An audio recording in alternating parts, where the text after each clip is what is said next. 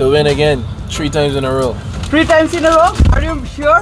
Yeah, I'm sure. Are you confident? Very confident.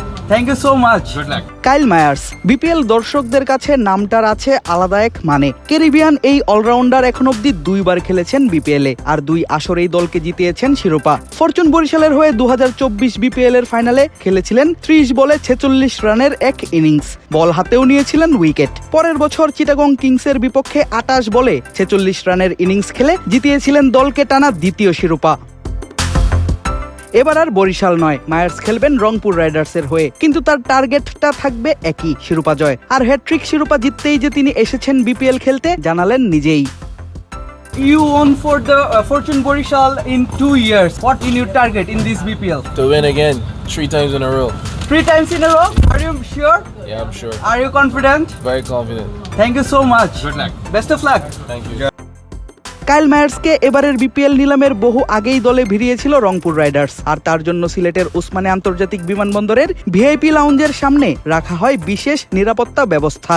রাখা হয় রাইডার্সের নিজস্ব এলিট ফোর্সের নিরাপত্তা কর্মীদের, ছিল তাদের আলাদা গাড়িও। আর 29 ডিসেম্বর সন্ধ্যা 7:30টায় এই ক্যারিবিয়ানকে নিয়ে ল্যান্ড করে ইউএস বাংলার একটি অভ্যন্তরীণ ফ্লাইটের বিমান। এরই সাথে সমাপ্তি ঘটে রংপুর ভক্তদের অপেক্ষার।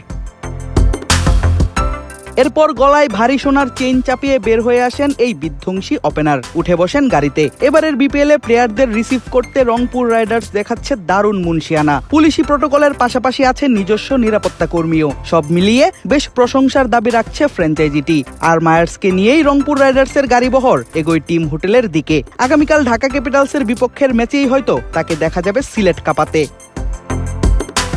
মায়ার্স আসার দিনেই অবশ্য রংপুর নেমেছিল মাঠে আরেক শক্তিশালী দল চট্টগ্রাম রয়্যালসের বিপক্ষে। তবে সেদিন চট্টগ্রামকে দাঁড়াতেই দেয়নি রংপুরের ফাহিম আশরাফ, মুস্তাফিজুর রহমানরা। ফাহিম আশরাফের 5 আর মুস্তাফিজের 2 উইকেটে মাত্র 102 রানেই গুটিয়ে যায় চট্টগ্রাম।